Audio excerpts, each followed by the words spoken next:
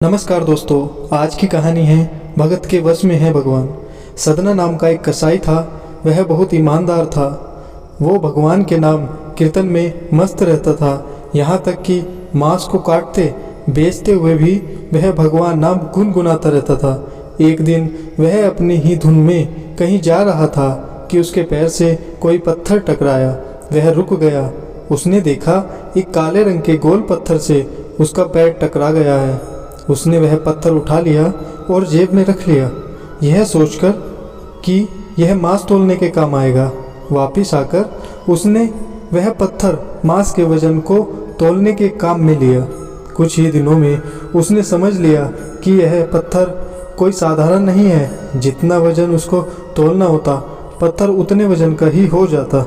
धीरे धीरे यह बात फैलने लगी कि सदना कसाई के पास वजन करने वाला पत्थर है।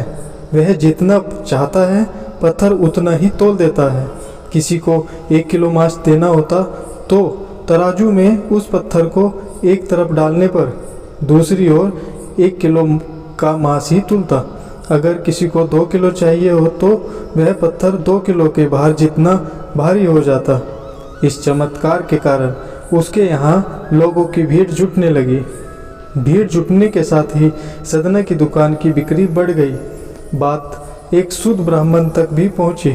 हालांकि वह ऐसी अशुद्ध जगह पर नहीं जाना चाहते थे जहां मांस कटता हो और बिकता हो, किंतु चमत्कारिक पत्थर को देखने की उत्सुकता उन्हें सदना की दुकान तक खींच लाई। दूर से खड़े वह सदना कसाई को मीट तोलते देखने लगे। उन्होंने देखा कि कैसे वह पत्थर हर प्रकार के वजन को बराबर तोल रहा था।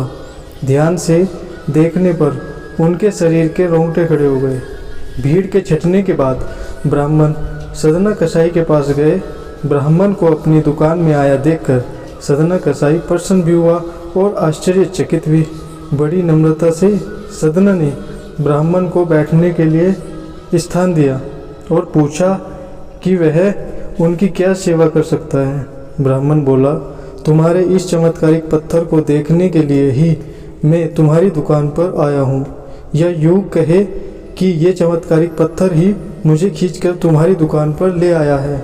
बातों ही बातों में उन्होंने सदना कसाई को बताया कि जिसे पत्थर समझकर वो मांस तोल रहा है, वास्तव में वो शालिग्राम जी है, जो कि भगवान का स्वरूप होता है। शालिग्राम जी को इस तरह गले कटे मांस के बीच में रखना, वह उनसे मांस तोलना बहुत बड़ा पाप है।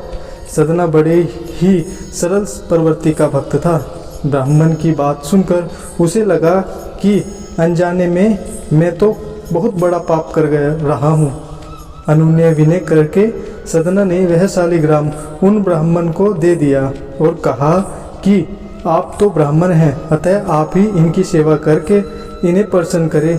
मेरे योग्य कुछ सेवा हो तो मुझे अवश्य बताए। ब्राह्मण उस शालिग्राम शिला को बहुत सम्मान से घर ले आए।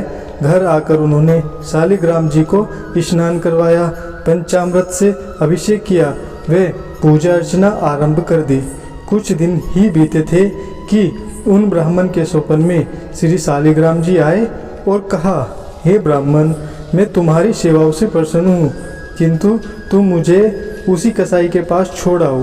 स्वप्न में ही ब्राह्मण ने कारण पूछा तो उत्तर मिला कि तुम मेरी पूजा अर्चना करते हो, मुझे अच्छा लगता है, परंतु जो भक्त मेरे नाम का गुणगान कीर्तन करते रहते हैं उनको मैं अपने आप को भी बेच देता हूँ। सदना तुम्हारी तरह मेरा अर्चन नहीं करता है, परंतु वह हर समय मेरा नाम गुनगुनाता रहता है, जो कि मुझे अच्छा लगता है, इसीलिए तो मैं उसके पास गया था। ब्राह्मण अगले दिन ही सदना कसाई के पास गए और उनको प्रणाम करके सारी बात बताई और श्री शालिग्राम जी को उन्हें सौंप दिया। ब्राह्मण की बात सुनकर सदना कसाई की आंखों में आंसू आ गए। मन ही मन उन्होंने मांस बेचने खरीदने के कार्य को तिलांजलि देने की सोची और निश्चय किया कि यदि मेरे ठाकुर को कीर्तन पसंद है तो मैं अधिक से अधिक समय नाम कीर्तन ही करूँगा। धन्यवाद। जय श्री कृष्ण।